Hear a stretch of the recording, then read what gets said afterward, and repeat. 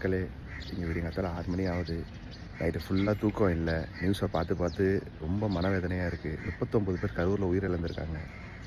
10 குழந்தைங்க, 17 பெண்கள், 10 ஆண்கள். இன்னும் நிறைய பேர் சீரியஸாகவும் இருக்காங்கன்னு சொல்லிட்டு சொல்கிறாங்க. நிறைய பேர் மருத்துவமனையில் அனுபவிச்சிருக்காங்கன்னு சொல்லிட்டு சொல்கிறாங்க. ரொம்ப மனவேதனையாக இருக்குது மக்கள். வெளிநாட்டில் இருக்கிற நாங்கள் இந்த மாதிரி ஊரில் நடக்கிற சூழ்நிலைகளை பார்த்து பார்த்து ரொம்ப மன நொந்து போகிற சூழ்நிலையாக இருக்குது. ஆளுக்கு அவங்கவுங்க கருத்தை தெரிவிக்கிறாங்க. இவங்களால தான் காரணம், அவங்களால தான் காரணம்னு. ஆனால் போன உயிர் எதுவுமே திரும்பி வராது. 10 குழந்தைகள் போயிட்டாங்க. அவங்க பெற்றவங்க என்ன கனவுகளோடு இருந்திருப்பாங்க. ஒரே குடும்பத்தை சேர்ந்த ஒரு தாய் மற்றும் 2 பெண் குழந்தைகள் இறந்து போயிருக்காங்க. இது மாதிரி நிறைய பேர் இறந்து போயிருக்காங்க. என்ன சொல்கிறதுனே தெரியல மக்களே. ரொம்ப மனவேதனையாக இருக்குது. தயவுசெய்து கொஞ்சம் விழிப்புடன் இருங்க மக்களே.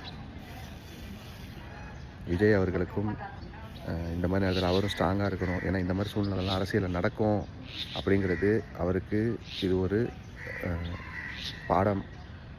அவர் ஸ்ட்ராங்காக இருக்கணும். ஏன்னா நிறைய பேர் அவரை ப்ளேம் பண்ணுவாங்க, அவரை இது பண்ணுவாங்க. அவர் இந்த மாதிரி நேரத்தில் ஸ்ட்ராங்காக இருந்து அவர் சைட்லேருந்து அடுத்து எடுக்க போகிற முடிவுகளை ஸ்ட்ராங்காக எடுத்து மக்களுக்கு இந்த மனக்கசப்பும் இல்லாத சூழ்நிலையை அவர் ஏற்படுத்தி கொடுக்கணும்னு தாழ்மையோடு கேட்டுக்கிறேன்.